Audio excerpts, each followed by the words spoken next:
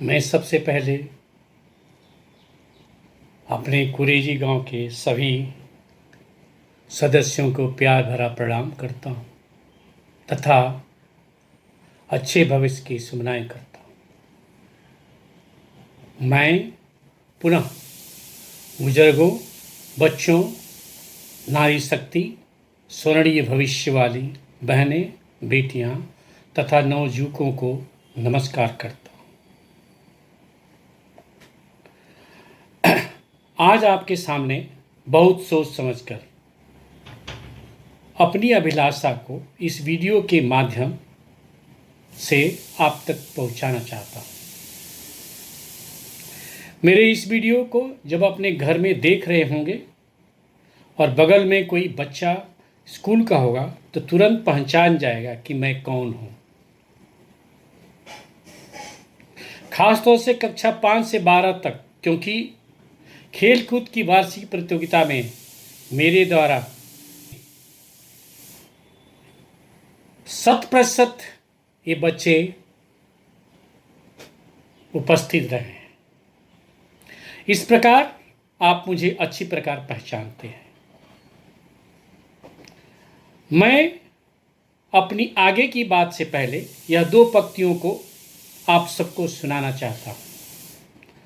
आपस में प्रेम, सद्भाव और सम्मान है, मेरे गांव की मिट्टी खुशबू महान है, हर उत्सव की छटा होती निराली, गांव की सभ्यता ही देश की पहचान है, गांव की सभ्यता ही देश की पहचान है।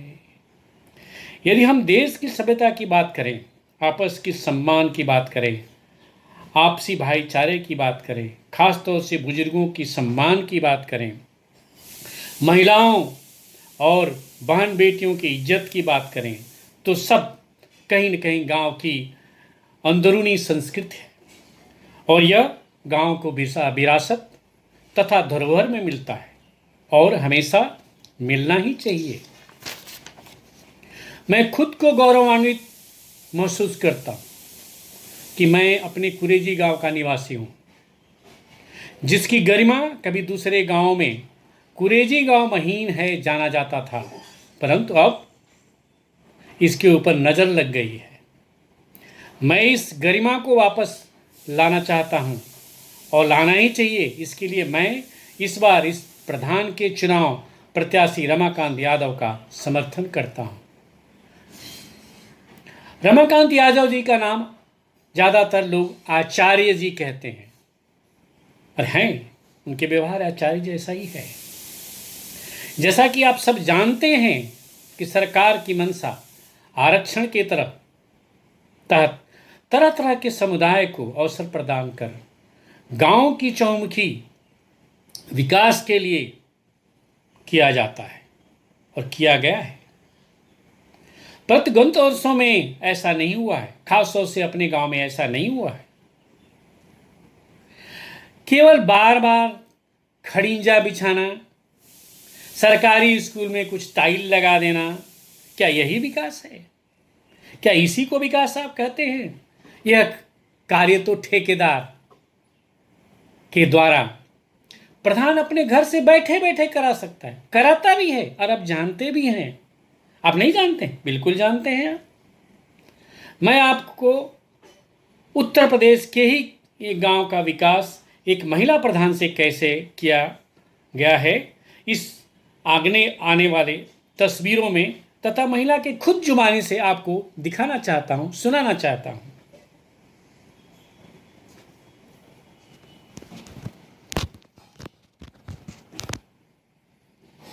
प्रधान हैं प्रकाशनी जायसवाल जी।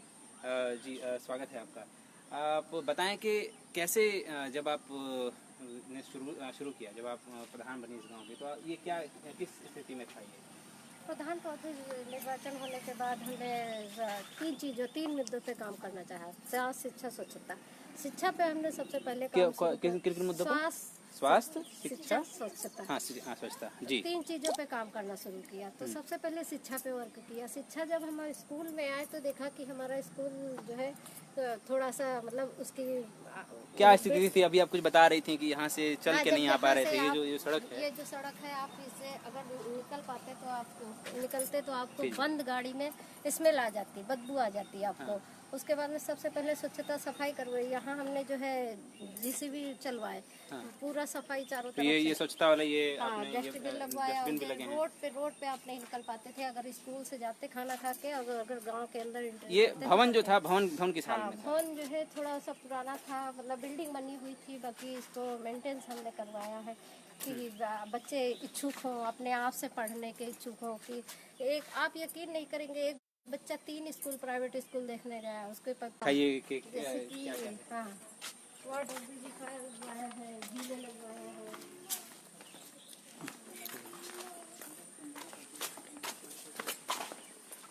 जी, हाँ, जैसे कि झूले लगवा दिए हैं हमने बच्चों को झूलने के लिए। झूले वो पीछे की ओर। हाँ,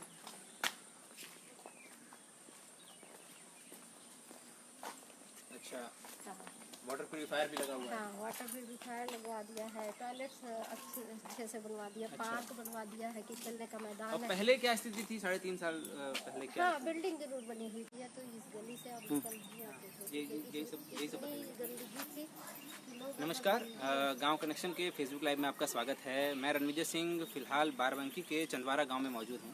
ये चंदवारा गांव एक आदर्श गांव है। ये आदर्श गांव कैसे बना? हमारे साथ में जो ग्राम की महिला प्रधान हैं वो मौजूद हैं। मैं अभी एक प्राथमिक विद्यालय है उसके बाहर खड़ा हूँ। ये प्राथमिक विद्यालय भी आप जो देख पा रहे हैं 3.5 साल पहले ऐसी स्थिति में नहीं था। इसको काफ़ी आपने और भी कई काम कराए हैं, जैसे वाईफाई हो गया आपने, जैसे मैं देख पा रहा हूँ सीसीटीवी कैमरे लगे हुए हैं खंभों पे। इसको ये सीसीटीवी कैमरा क्यों लगवाया? मतलब ऐसे आप आ जाइए तो थोड़ा वो होता है कि क्यों लगवाया, इसके पीछे वजह क्या थी सीसीटीवी कैमरा लगाने के पीछे? सीसीटीवी कैमरा सबसे मेन जो गाँव किस्म के युवक थे और जो हरकतें करते थे वो दिक्कतें नहीं होती। तो वो ये कैद ना हो जाएं और ऐसा ही है। ये बताती है जो चंदवारा गांव की कहानी है कि अगर आप करने के इच्छुक हैं तो आप कर सकते हैं।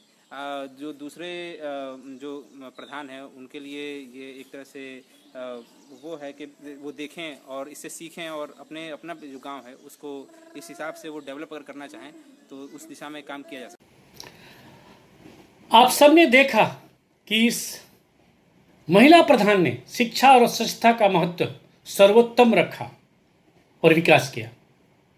शिक्षा और स्वच्छता का महत्व सर्वोत्तम रखा, न कि खड़िंजा और टाइल का। क्या अपनी पिछले गत वर्षों की महिला प्रधान बता सकती हैं उन्होंने ऐसा क्यों नहीं किया? ऐसा करने का प्रयास क्यों नहीं किया? उनको प्रयास करना चाहिए। क्या एक गांव वाले पिछले महिला प्रधान को स्कूल तथा स्वच्छ वातावरण के किसी भी प्रक्रिया में देखा है आपने? उनको किसी ऐसी प्रक्रिया में देखा है जो गांव से विकास के साथ जुड़ा हो? चलिए मैं यह पूछता हूं कि क्या आपने उन्हें कभी किसी मंच पर बोलते देखा है? या उनको स्कूल को बच्चों के सामने कभी कोई कैसा पुरस्कार या कोई चीज किया जिससे बच्चे पहचान सकें? अरे बच्चे तो छोड़िए, अध्यापक तक नहीं पहचानते, खासतौर से सरकारी स्कूल जिसकी जिम्मेवारी प्रधान की होती है। मैंने आपकी तरह गांव की स्थिति गिरते हुए देखा है और बहुत कुछ देख रहे हैं, परंतु अब देखा नहीं जाता। अब देखा नहीं जाता है। आप सभी से मेरा सवाल है, क्या मैं और आप सब देखते ही रहेंगे? क्या हमें देखते ही रहना चाहिए? क्या आज गांव का वातावरण ऐसा नहीं दिखता जहां आज गत वर्षों में अपने गांव के युवकों की संख्या शराब पीने की लत में प्रतिवर्ष बढ़ रही है? क्या शराब पिलाने वाला दोषी नहीं है? दोषी है, बिल्कुल दोषी है। क्या शराब पिलाने वाले बच्चे का पिता और पूरा परिवार असहाय नहीं दिखता? दिखता है। क्या शराब पीने वाले दोषी नहीं है? क्या एक बहन अपने भाई को शराब के लत से दुखित नहीं है? होती है। तो क्या एक प्राइमरी स्कूल या किसी भी स्कूल का बच्चा इस वातावरण में घर में पढ़ाई कर सकता है? नहीं, बिल्कुल नहीं। आजकल हम सब लोग आईपीएल मैच देखते हैं। जानते हैं आईपीएल मैच में क्या होता है? आईपीएल मैच में खिलाड़ियों को खरीद करके खेला जाता है, लेकिन उससे वो बिजनेसमैन खुद पैसा कमाता है। तो क्या ऐसी ही प्रतिक्रिया है प्रधान बनने की कि लोगों को बहलावा दे करके, लालच दे करके, उनको पजामा कुर्ता पहना करके वोट मांगा जाए? आप जरा इस वीडियो को जो अभी आपके सामने फिर से आ रहा, सुनिए और सुनिए कि एक बड़ा अधिकारी क्या कह रहा है, क्या कह रहा है। अगर किसी के भी दिमाग में ये वहम है कि भाई आप दबंगई से डरा के धमका के वोटरों को वोट डलवा लोगे और चुनाव जीत जाओगे, अगर मुझे पता लग गया तुम जीतो या ना जीतो, मैं जिंदगी नरक बना दूंगा। चुनाव लड़ोगे सही तरीके से लड़ोगे, कोई गलत तरीके से शराब बांटना, धमकाना, वोटर को बिठाना, किसी के घर में जाके धमकाना, भीड़ लेके जाना, ये सब नौटंकी नहीं चाहिए, बिल्कुल नहीं चाहिए। चुनाव लड़िए, तमीज से लड़िए। मुझे नहीं पता आपने आज से पहले कैसे लड़ा है चुनाव, मेरे टाइम पे ये नौटंकी नहीं होगी। और अगर किसी को लगता है कि भैया हम ये बकवास कर रहे हैं, तो मैं आपको खुला निमंत्रण दे रहा हूं, चैलेंज दे रहा हूं, जिस प्रत्याशी में दम है वो करके दिखाए, फिर मैं बताऊंगा। बिल्कुल निष्पक्ष तरीके से चुनाव लड़िए। और जितने गांव के लोग हैं, भैया ये आपकी जिम्मेदारी है, मुझे घंटा फर्क नहीं पड़ने वाला। आप रहोगे 5 साल, प्रधान चुनोगे तुम, प्रधान होगा तुम्हारा।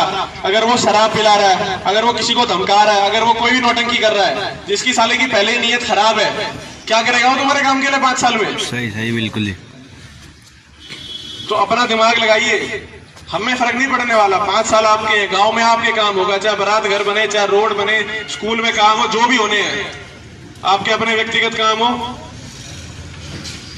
तुम्हारे गांव के प्रत्याशी हैं, कोई आज तो पैदा नहीं हुए, गांव में है शुरू से, देख रहे हो तुम कैसा है, नियत तुम्हें पता ही है। जिसकी नियत पहले साफ नहीं है, बाद में कैसे हो जाएगी? जब वो बन जाएगा तब तो तुम वैसे ही कुछ नहीं कर सकते उसका। आज तो फिर भी हाथ जोड़ रहा हो, बाद में तो बनने के बाद तुम क्या ही कर लोगे? अगर अभी 2 पौवे के लिए तुम वोट दे दोगे अपना, तो बाद में किसको कोसोगे भाई? 19 के बाद कौन पिला रहा तुम्हें? कोई पिला रहा है क्या 19 के बाद?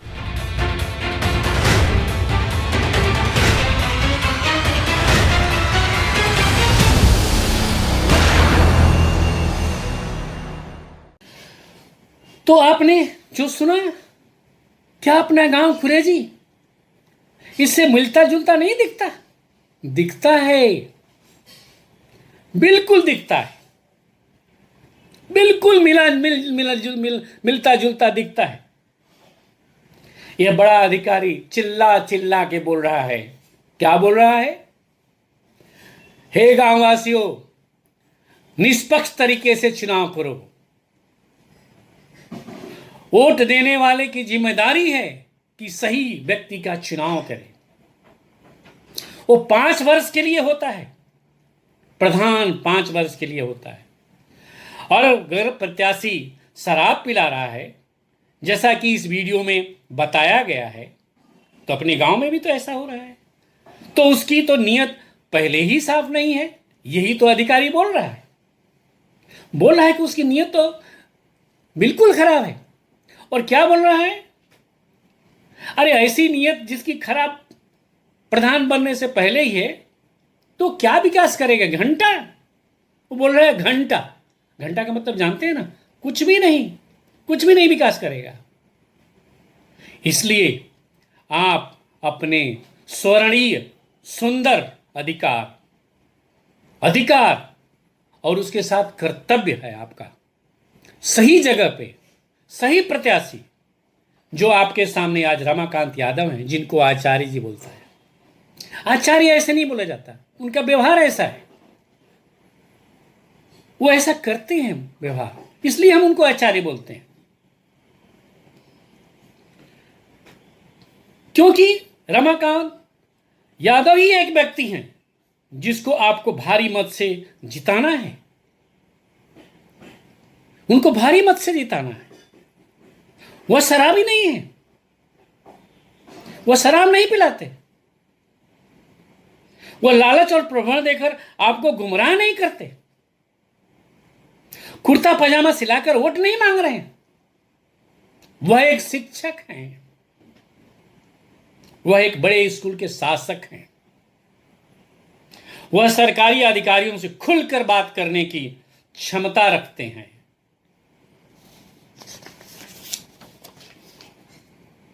वह गांव के लिए अच्छा कार्य करने की इच्छा रखते हैं, इच्छा शक्ति रखते हैं। वह सबको बराबर सम्मान देने की क्षमता रखते हैं। वह खास तौर से महिलाओं, बहन बेटियों को आदर तथा प्रगतिशील दिशा में अपने गांव को लेकर जाने के लिए प्रवृत्ति रखते हैं। और यह गुण उनमें कूट कूट कर भरा है।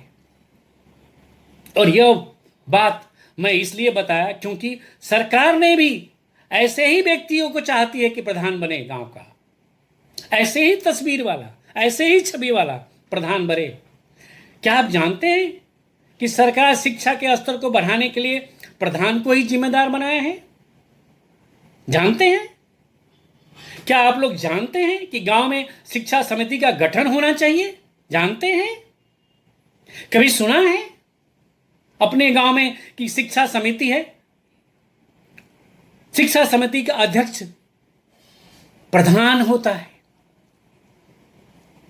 क्या कुरेजी गांव के वोट देने वाले ये जानते हैं कभी?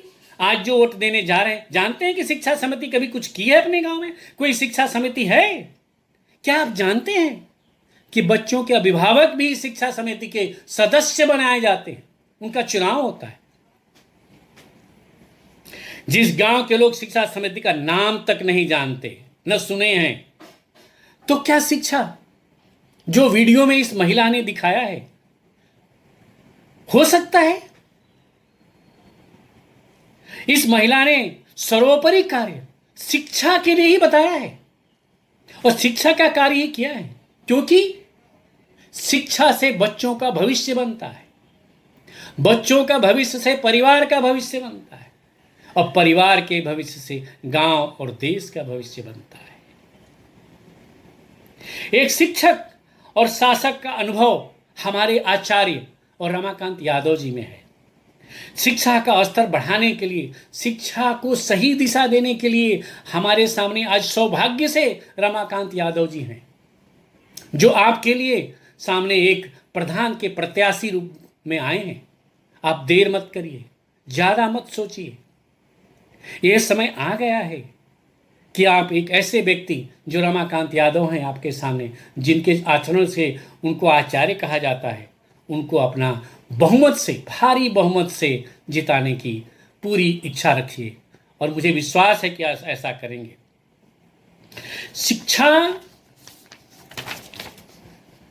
एक ऐसी चीज है, एक ऐसी एरिया है, एक ऐसा दरिया है जिससे आज गांव में जमीनियों की कमी पड़ रही है, लेकिन शिक्षा से नौकरी मिलेगी,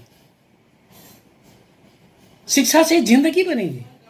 तो इसका महत्व अच्छी तरह से रमाकांत यादव जानते। बाकी प्रत्याशी वो रहे भी हैं, वो खुद प्रधान रहे हैं, चाहे प्रधानपति रहे हैं। क्या किए इस दिशा में?